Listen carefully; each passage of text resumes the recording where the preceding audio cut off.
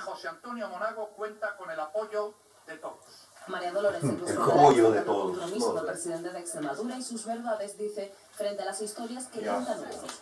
Manipulan. La tía. Y piden explicaciones de cosas sobre las que ellos nunca explicaron nada. Pero sobre todo, no se cansan de mentir y de especular acerca de las personas honradas. Y ¡Hostia! Cinismo. Repito, ve al cuartelillo y avisa a la Guardia Civil. ¡Desgraciado!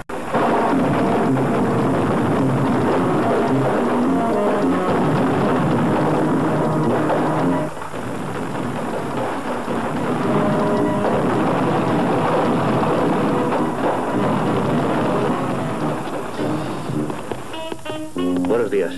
Buenos días. ¿A dónde es el suceso? Aquí es, detrás de esa puerta. A ver, por favor, dejen paso. ¿Se le ve desde ahí? Sí, señor.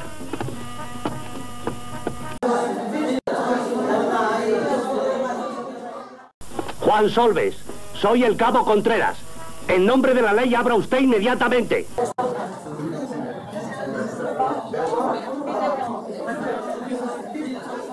Juan, abre, que es el cabo Contreras.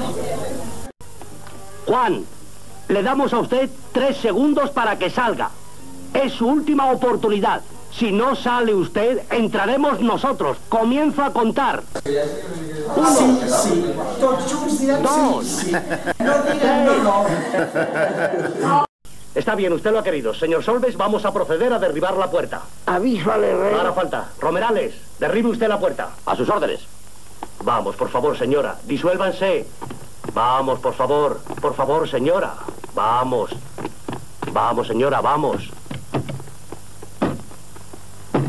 ¿Procedo? Proceda.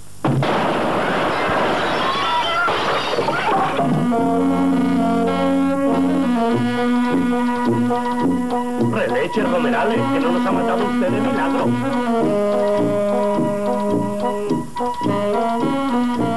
Ya está bien, ¿no? ¿Qué pasa? Tú, detenido.